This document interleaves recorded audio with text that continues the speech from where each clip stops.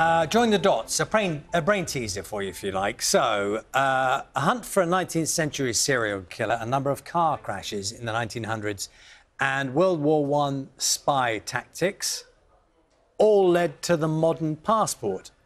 I have no idea what the connection is.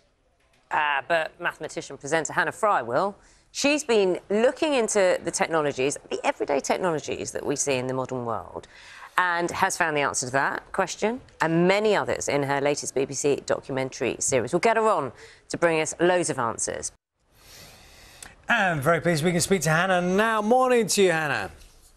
Good morning. How are you doing? Oh, not bad at all. So you're going to have to do an explainer straight away because we posed that thing.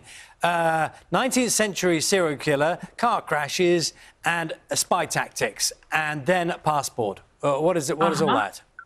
OK, so 19th century serial killer, that is how the passport photo came to be, the sort of posed mugshot. So before that, you could take any old photo you liked in your passport. There's like pictures of, their family out on holiday.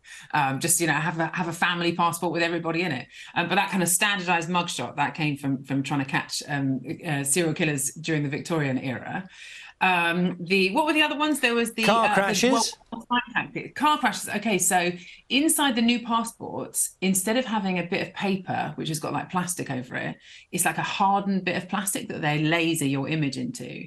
That is the same stuff as safety glass, which was invented alongside the car because all these car crashes, before they had safety glass, I mean, you can kind of imagine the carnage that would happen if you have shards of glass flying around everywhere. So safety glass, bulletproof glass was invented around that and now is in our passports. And then World War I spy tactics, that was when invisible ink was used extensively, and especially UV ink, which is the patterns and shapes that they have inside your passport. So, Hannah, morning, it's Naga. You've kind of gone through passports. I know you look at vacuum cleaners, the microwave. I know that's the latest episode. Can you just make very, very clear that even though you look at thawing hamsters out in microwaves and putting light bulbs in microwaves, these are things that none of us should even contemplate, let alone do? I mean, I think leave your hamster in the cage where it belongs, OK? Don't get it anywhere near your freezer.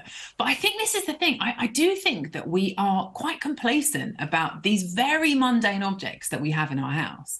I think that we forget that somebody had to come up with these ideas. And it's not like one person woke up one morning and had, a kitchen microwave, like, conceived as a whole thing. Like, every little part of it came from somewhere. Someone had to have that idea. And the very first set-top microwave, as you describe it, I mean, they were originally invented for finding U-boats in World War II. But the first one that sort of sat on a desk was used to see if you could bring cryogenically frozen hamsters back to life. It was an experiment by James Lovelock. I mean, when you dig into the history of some of the stuff that we take for granted, it really is genuinely extraordinary.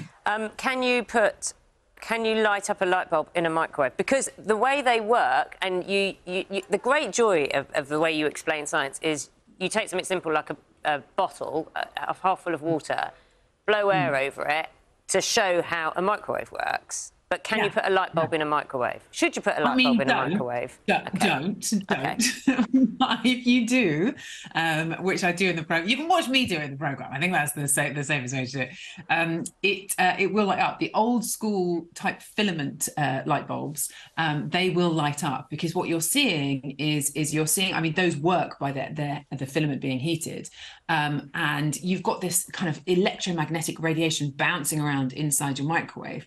But this, I think, this is like the perfect example for me of what this series is about, because inside your microwave, you have this thing called a cavity magnetron, right? It's like manipulating the electromagnetic spectrum. It's doing unbelievably high-end particle physics.